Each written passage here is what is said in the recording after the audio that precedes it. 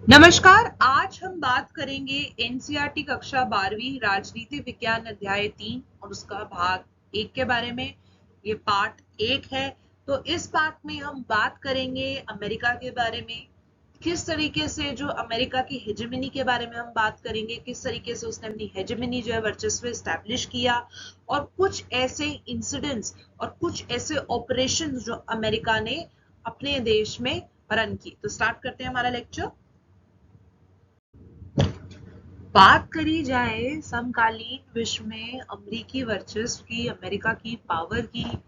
वर्चस्व का मतलब होता है कि अंतरराष्ट्रीय व्यवस्था में शक्ति के एक ही केंद्र का होना वर्चस्व कहलाता है, यानी वन सुपर पावर।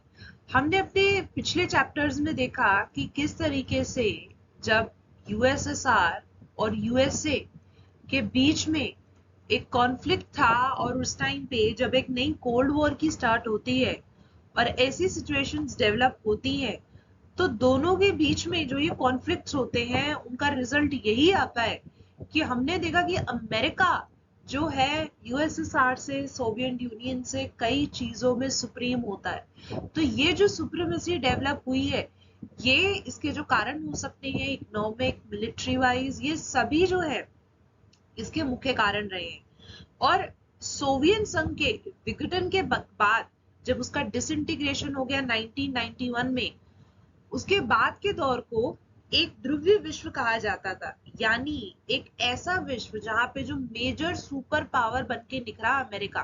तो अमेरिका की अगर यहाँ पर बात की जाए और किस तरीके से अमेरिका की जो सुपरमेसी है, सुपर पावर है, तो ये यहाँ पे जानना बहुत जरूरी है। सन 1990 में अमेरिका के नेतृत्व में 34 देशों की मिली-जुली लगभग 6,60,000 सैनिकों की भारी भरकम फौज इराक के विरोध मोर्चा खोला और उसे प्राप्त कर दिया, और इसी को प्रथम खाड़ी युद्ध कहा जाता है। ये तो बात हुई प्रथम खाड़ी युद्ध की, लेकिन इसी के साथ साथ अगर देखा जाए, अमेरिका ने कई ऐसे युद्ध लड़े हैं जहां पे उसे विजय प्राप्त हुई। तो हम किसी भी देश की अगर बात करें कि कैसे उसकी सुप्रीमेसी होती है, तो इसके मुख्य कारण जहां पे हमें ध्यान देना होगा इस पूरे पाठ में, मिलिट्री, इकोनॉमिक, तो अर्थव्यवस्था पर, पॉलिटिकल जो है उसका, राजनीतिक जो उसका प्रभाव रहा है, उस सभी पे हम चर्चा करेंगे। शीत युद्ध के अंत के बाद संयुक्त राज्य अमेरिका जो है विश्व की सबसे बड़ी ताकत बनकर उभरा था, और दुनिया में कोई उसके टक्कर पर प्रतिनिधि नहीं रहा।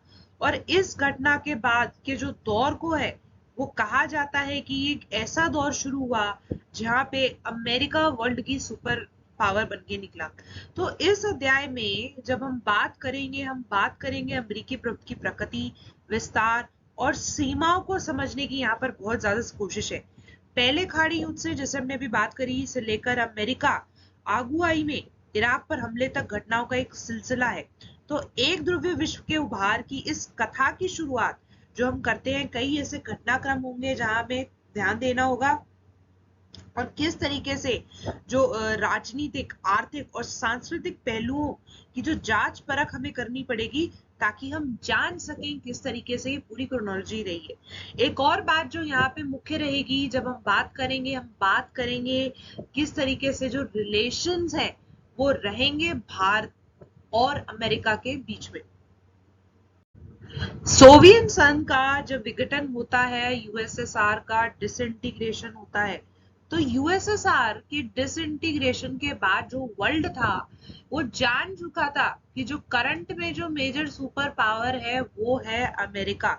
और सोवियत संघ के इस अचानक विघटन से हर कोई आश्चर्यचकित रह गया। दो महाशक्तियों में अब एक के वजूद, मतलब एक का जो वजूद तक नहीं था, और जबकि दूसरी जो थी पूरी तरीके से अपनी ताकत दिखा चुकी थी, बढ़ा रही थी। और इस तरीके जान पड़ता है जो अमेरिका का वर्चस्व की जो शुरुआत है, जो सुपर पावर बनने की जो एक शुरुआत है, जो उसको कह सकते हैं 1991 में हुई, जब ताकत के रूप में सोवियत संघ अंतरराष्ट्रीय परिदृश्य से गायब हो गया। तो ये हम कह सकते हैं कि हमें यहाँ पे ध्यान रखना होगा कि जो अमेरिका का जो इतिहास रहा है, अमेरिका की जो पावर है, सुप्रीमेसी रही है, 1991 तक सीमित नहीं है, बल्कि कहीं पीछे दूसरे विश्व युद्ध की समाप्ति के समय भी, मतलब 1945 के दौरान भी अमेरिका ने जो न्यूक्लियर अटैक्स करे उस टाइम पर भी जो थी उसकी पावर देखने को मिली। और ये यहाँ पे जो देख रहे हैं हम, तो ये कहना गलत हुआ कि 1991 के बाद ही जो है वो शुरू हुआ उसकी सुप्रीमेसी, लेकिन पहले भी कई हद तक देखी गई। सन 1990 के अगस्त में इराक ने कुवैत पर हमला किया, और इस हमला जो जो किया, तेजी से उस पर कब्जा जमा लिया, और इराक को समझाने बुझाने की तमाम कोशिश जब नाकाम थी, तो उस समय सोवियत राष्ट्र संघ ने कुवैत को मुक्त कराने के लिए सैनिक कार्रवाई का आदेश दे दिया। तो आप देखेंगे कि शीत युद्ध के दौरान ज्यादातर मामलों में चुप्पी साध लेने वाले जो संयुक्त राष्ट्र संघ के लिहाज से ये एक नाटकीय फैसला था। और अमेरिकी राष्ट्रपति उस टाइम पे जो रहे, जॉर्ज डब्ल्यू बुश ने इस नई विश्व व्यवस्था की जो संज्ञा दी, एक वर्ल्ड ऑर्डर की, जो कहते हैं एक नई इकोनॉमिक ऑर्डर की संज्ञा दी। तो आप देखेंगे किस तरीके से 34 देशों की मिलीजुली और 6,60,000 सैनिकों की भारी भरकम फौज ने इराक के विरुद्ध मोर्चा खोला और उसे परास्त कर दिया। इस प्रथम खाड़ी, इसे जो हम कहते हैं, इसे प्रथम खाड़ी युद्ध के नाम से भी जाना जाता है, और संयुक्त राष्ट्र के सैन्य अभियान को ऑपरेशन डेजर्ट स्टॉर्म कहा जाता है, जो एक हद तक अमेरिकी सैन्य अभियान ही था। तो एक अमेरिकी जनरल नॉर्मन शॉर्टकॉफ इस सैन्य अभियान के प्रमुख थे, और 34 देशों को इस मिलीजुली सेना में 75% सैनिक जो रहे उस टाइम पे अमेरिकी थे। तो हालांकि इराक के राष्ट्रपति सद्दाम हुसैन का ऐलान था कि ये जो 100 जंगों की एक जंग साबित होगा, लेकिन इराकी सेना जल्दी ही देखा गया कि इस युद्ध में हार गई और उसे कुवैत से हटने पर मजबूर होना पड़ा। तो प्रथम खाड़ी युद्ध से ये बात जाहिर हो गई है कि बाकी देश सैन्य क्षमता के मामले में अमेरिका से बहुत काफी पीछे रह गए, और इस मामले में अगर देखी जाए किस तरीके से उसकी ताकत रखी गई, तो वो काफी ज्यादा जो है आगे बढ़ गया। यहीं पे अगर हम बात करें कंप्यूटर युद्ध की, तो ये कंप्यूटर युद्ध क्या है?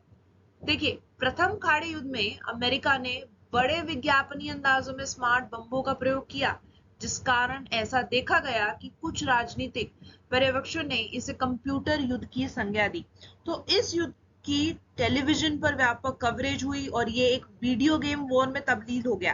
तो दुनिया भर में जो था, अलग अलग जगहों पर दर्शक अपनी बैठक में बड़े इत्मीनान से देख रहे थे कि इराकी सेना किस तरीके से धराशायी हो रही है। तो ये जो अगर हम बात करें कि ये अविश्वसनीय सी जान पड़ती है, कि इम्पॉसिबल सी लगती है कि ऐसा कैसे हो सकता है, लेकिन उस टाइम पे अमेरिका ने इस युद्ध में मुनाफा कमाया। और कई रिपोर्टों में कहा गया कि अमेरिका ने जितनी रकम इस जंग पर खर्च की, उससे कहीं ज्यादा रकम उसे जर्मनी, जापान और सऊदी अरब जैसे देशों से मिली थी। अब बात करेंगे क्लिंटन के दौर की। तो प्रथम खाड़ी युद्ध जीतने के बावजूद जॉर्ज बुश 1992 में डेमोक्रेटिक पार्टी के उम्मीदवार विलियम जेफरसन बिल क्लिंटन से राष्ट्रपति पद का चुनाव हार गए थे। तो क्लिंटन ने विदेश नीति की जगह जो था ज्यादा फोकस करा घरेलू नीति को, और जो उनका प्रचार का जो मुद्दा रहा, प्रचार का जो चुनाव प्रचार का जो एक निशाना बन गया था, घरेलू नीति। तो बिल क्लिंटन 1996 में दोबारा चुनाव जीते, और इस तरह से वे 8 सालों तक राष्ट्रपति पद पर रहे। क्लिंटन के दौर में ऐसा जान पड़ता है कि अमेरिका ने अपने को घरेलू मामलों तक सीमित कर लिया है और विश्व के मामलों में उसकी भरपूर जो संलग्नता नहीं रही। तो यहाँ पे अगर देखा जाए तो लीडर्स की जो पॉलिसी रहती है, लीडर्स का जो एजेंडा रहता है कि क्या हमें एक्सटर्नल चीजों पे यानी बाहरी चीजों पे ज्यादा फोकस करना है या इंटरनल चीजों पे ज्यादा फोकस करना है। यहाँ पे जो क्लिंटन की पॉलिसी रही, क्लिंटन की जो पॉलिसी रही वो बेसिकली रही कि फोकस करना होगा इंटरनल चीजों पे, इंटरनल कॉन्फ्लिक्ट्स पे। तो विदेश नीति के मामले में जो था, क्लिंटन सरकार ने सैन्य शक्ति और सुरक्षा जैसी जो कठोर राजनीति की जगह लोकतंत्र के बढ़ावे यानी डेमोक्रेटिक चीजों, जलवायु परिवर्तन तथा विश्व व्यापार जैसे नरम मुद्दों पर ध्यान केंद्रित किया। ये नरम मुद्दे तो हैं, लेकिन अगर देखा जाए तो ये एक तरीके से जो यहाँ फोकस रहा क्लिंटन का, वो रहा सेल्फ डेवलपमेंट पर, कि देश की जो डेवलपमेंट है, इन्वायरमेंटल इश्यूज जैसे इश्यूज जो है चर्चा में आने लगे। तो बहरहाल अगर बात करें तो क्लिंटन के दौर में भी अमेरिका जब तक फौजी ताकत के इस्तेमाल के लिए तैयार दिखा, इस तरह की एक बड़ी घटना 1999 में हुई, 1999 में हुई। अपने प्रांत कोसोवो में यूगोस्लाविया ने अल्बेनिया लोगों के आंदोलन को कुचलने के लिए सैन्य कार्रवाई की थी, और कोसोवो में अल्बेनिया लोगों की बहुलता है। तो इसके जवाब में अमेरिकी नेतृत्व में नाटो के देशों ने यूगोस्लाविया क्षेत्र पर 2 महीने तक बमबारी की और 16 बंधन मिलिट्री की सरकार गिर गई और कोसोवो पर नाटो की सेना ने कब्जा किया। तो कह सकते हैं कि क्लिंटन के दौर में दूसरी बड़ी सैन्य कार्रवाई जो नोरोबोई यानी केन्या और दार एस सलाम यानी तंजानिया के अमेरिकी दूतावासों पर बमबारी के जवाब में 1998 में हुई थी। तो अगर बात की जाए कि किस तरीके से यहाँ पे ये कहना भी बिल्कुल तरीके से गलत होगा कि जो क्लिंटन की जो सारी पॉलिसी रही वो फोकस रही इंटरनल पे, क्योंकि क्लिंटन ने जो है कई बार ये अपने आप को प्रूव करके दिखाया कि अगर उनका फोकस इंटरनल एरियाज पे भी है तो एक्सटर्नल एरियाज में भी अगर सुरक्षा की बात आती है, नेटो की बात आती है, तो वो पूरी तरीके से तैयार है। तो अमेरिका का जो आप देखेंगे पूरा जो एजेंडा रहा, जिस तरीके से अमेरिका के पूरे गोल्स रहे, और अभी के जो करंट राष्ट्रपति हैं, वर्तमान में अमेरिका के जो राष्ट्रपति हैं जॉय बिडेन है।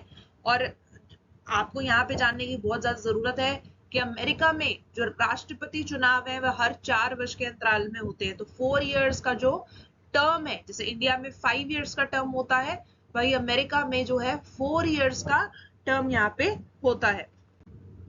अब हम बात करेंगे एक ऐसे इंसिडेंट्स की जिसने पूरे देश को हिला दिया, अमेरिका में लोगों को हिला दिया, पूरे विश्व के लिए एक बहुत बड़ी चुनौती थी। जो इंसिडेंट्स यहाँ पे हम बात करेंगे वो है 9/11 का। तो ये 9/11 क्या है? देखिए अमेरिका में जो है जो डेट है ये आपकी बेसिकली डेट है, और ये आपका यहाँ पे मंथ है, ठीक है। तो ये बात हो रही है 11 सितंबर 2001 की, और इसी के दिन विभिन्न अरब देशों के 19 उपहरणकर्ताओं ने उड़ान भरने के चंद मिनटों बाद 4 अमेरिकी व्यावसायिक विमानों पर कब्जा कर लिया, और उपहरणकर्ताओं ने इन विमानों को अमेरिका की महत्वपूर्ण इमारतों की सीध में उड़ाकर ले गए। तो 2 विमान जो थे न्यूयॉर्क स्थित वर्ल्ड ट्रेड सेंटर के उत्तरी ओर दक्षिण टावर से टकराए, और तीसरा जो विमान था वर्जीनिया कैलिंगटन स्थित पेंटागन से टकराया। वहीं पे जो चौथा विमान रहा वो अमेरिकी कांग्रेस के मुख्य इमारत के अंदर आना था, लेकिन वो एक पॉलिस्पेनिया के खेत में जा गिरा। तो इस तरीके से जो ये घटना हुई थी, ये घटना जो थी ये काफी हद तक अमेरिका को दहला दिया इस घटना ने। और देखा जाए तो ये किसी भी तरीके का जो ये घटना हुई एक नए युद्ध की ओर इस घटना ने संकेत किया। तो इस हमले में अगर देखा जाए तो लगभग 3000 से ज्यादा लोगों को अपनी जान गंवानी पड़ी, और अमेरिकियों के लिए ये दिल दहला देने वाला अनुभव था। तो उन्होंने इस घटना की तुलना 1814 और जो बात करें 1941 की घटनाओं से की थी। 1814 में अगर बात करें तो 1814 में क्या हुआ था? 1814 में वॉशिंगटन डीसी में आगजनी की थी, और 1941 में जो जापानियों ने पर्ल हार्बर पर हमला किया था। तो ये देखा जाए जहां तक जान माल की हानि का सवाल है, तो अमेरिकी जमीन पर ये जब तक का सबसे गंभीर हमला था। तो अमेरिका जो था, जो जिसके अमेरिका की देश की शुरुआत करी जाती है, वो बात की जाती है 1776 से, यानी 1776 में एक देश बना, और तब से उसने इतना बड़ा हमला कभी भी नहीं झेला था। तो यह एक ऐसा था कि टेरिटरी के अंदर आकर ही जो था अमेरिका पर हमला तागा गया। 9/11 की घटना के बाद के जवाब में अमेरिका ने फौरी जो कदम उठाया और भयंकर कार्रवाई की। तो अब क्लिंटन की जगह जो नई जो पार्टी थी, रिपब्लिकन पार्टी के जॉर्ज डब्ल्यू बुश राष्ट्रपति बने, और ये पूर्ववर्ती राष्ट्रपति एच डब्ल्यू बुश के पुत्र थे। तो क्लिंटन के विपरीत बुश ने अमेरिकी हितों को लेकर कठोर रवैया उस समय अपनाया और इन हितों को बढ़ावा देने के लिए कड़े कदम उठाए।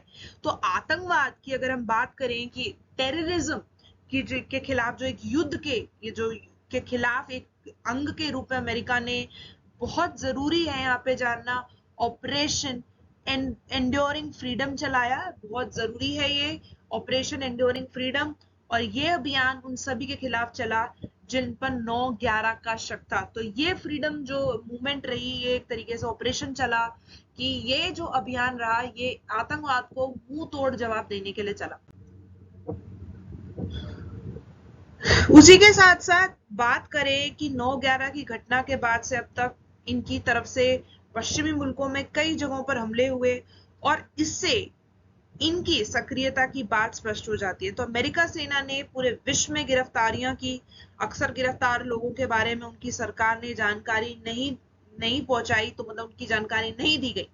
तो गिरफ्तार जो लोगों को अलग अलग देशों में भेजा गया और उन्हें खुफिया जेल खानों में बंदी बनाकर रखा गया था। तो कुछ बंदियों को वहां रखा गया, और उसी के साथ साथ इसी जगह रखे गए बंदियों को ना तो अंतर्राष्ट्रीय कानूनों की सुरक्षा प्राप्त थी, जैसे कि हम इंटरनेशनल लॉ एंड ऑर्डर्स की बात करते हैं, और ना ही साथ अपने देश या फिर अमेरिका के कानूनों की थी। तो संयुक्त राष्ट्र संघ के प्रतिनिधियों तक इन बंदियों से मिलने की अनुमति नहीं दी गई।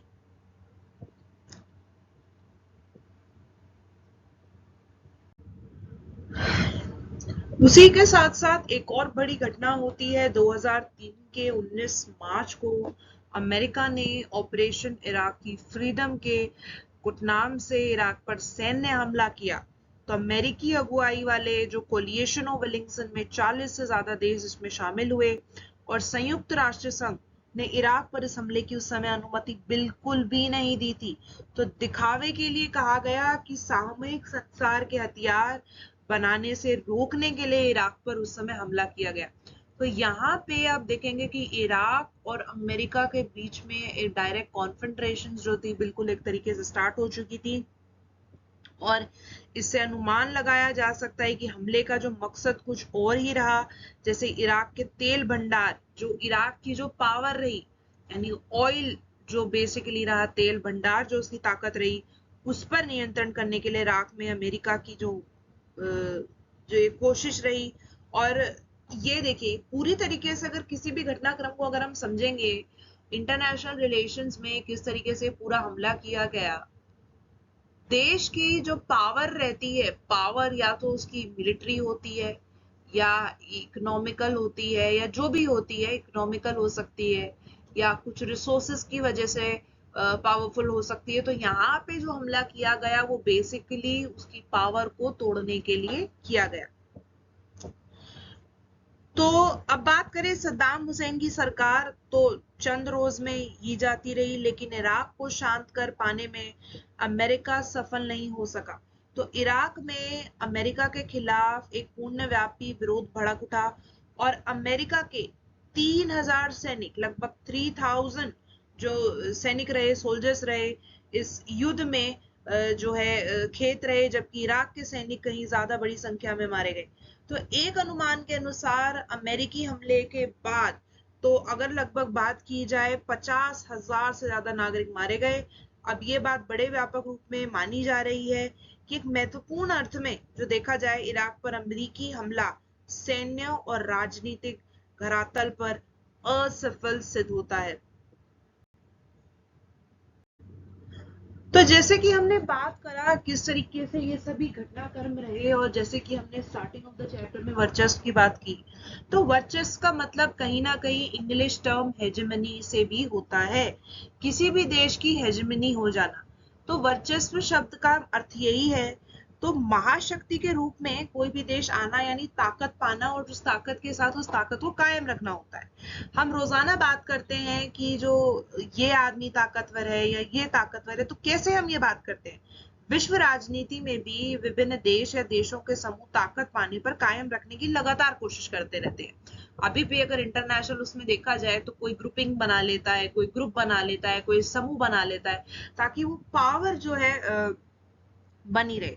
तो ये यहाँ पे देखिए कि हम विश्व राजनीति को समझना चाहते हैं, कि हम विश्व के विभिन्न देशों के बीच जो शक्ति के बंटवारे को समझना चाहते हैं, तो हमें समझना होगा कि जैसे कि ये जो सबकी शुरुआत रही, किस तरीके से सभी विश्व युद्ध में रही, कोल्ड वॉर में रही। कोल्ड वॉर में जो था, शीत युद्ध में दो गठों में जो देश थे, बंटवारा हो गया, और शीत युद्ध के समय अमेरिका और सोवियत संघ, इन दो अलग अलग शक्ति केंद्रों का हुआ था। तो सोवियत संघ के पतन के बाद दुनिया में एकमात्र महाशक्ति अमेरिका बचा, और किस तरीके से जो पहले जो कॉन्फेडरेशन थी, अब जो थे देश बदल चुके थे, अरब नेशंस जो थे बेसिकली, वहां से जो एक रिवोल्ट उठ के अमेरिका की तरफ आ रहा था। वर्चस्व की अगर हम बात करें और सैन्य शक्ति के अर्थ में वर्चस्व की अगर हम बात करें, तो हेजेमनी जब भी हम बात करते हैं किसी भी नेशन की, इस शब्द का जो प्रयोग है प्राचीन यूनान के अन्य नगर राज्यों की तुलना में एथिस की प्रबलता को इंगित करने के लिए किया जाता था। तो इस प्रकार हेजेमनी के पहले अर्थ का संबंध राज्यों के बीच सैन्य क्षमता की बुनावट और तोल से है। तो हेजेमनी से ध्वनित सैन्य प्राबल्य का यही अर्थ आज विश्व राजनीति में अमेरिका को हैसियत को बताने में इस्तेमाल होता है, किसी की सुप्रीमेसी या किसी की हेजेमनी। आज जो कि हम बात करते हैं, जो उसकी जो अमेरिका की जो रीढ़ की हड्डी है, सबसे बड़ी ताकत अमेरिका की है उसकी मिलिट्री पावर। तो आज जो सैन्य शक्ति है अपने आप में ही अनूठी है और बाकी देशों की तुलना में बेजोड़ है। तो ये उसे एक सुपर पावर बनाता है। हेजेमनी मिलिट्री वाइज देखी जाए तो अमेरिका की वाकई में ही काफी ज्यादा। अभी करंट में जो है हमें पता होना चाहिए कि जो रशिया है, ठीक है, रशिया जो है मेजरली इंपोर्ट देता है इक्विपमेंट्स के, मिलिट्री डिफेंस इक्विपमेंट्स के इंडिया को। और ऐसे में जो इंडिया की डिपेंडेंस है रशिया पे बहुत ज्यादा है। तो इसी डिपेंडेंस को रोकने के लिए अमेरिका ने इंडिया को जो है ऑफर्स दिए हैं कि आप हमारे यहाँ की टेक्नोलॉजी जो है इंपोर्ट कीजिए। तो ये इस तरीके की ये जो है एक होड़ जो है आपसी देशों में काफी देखने को मिलती है। तो हम बात करें कि जिस तरीके से भी हमले हुए और किस तरीके से अमेरिका इन सभी युद्धों में विजेता बन के निकला, जो मुख्य कारण रहा वो ये भी था कि मिलिट्री वाइज जो अमेरिका है वो काफी सुपीरियर रहा। इसी के साथ हम एंड करेंगे इस चैप्टर को यहीं पे। थैंक यू, धन्यवाद।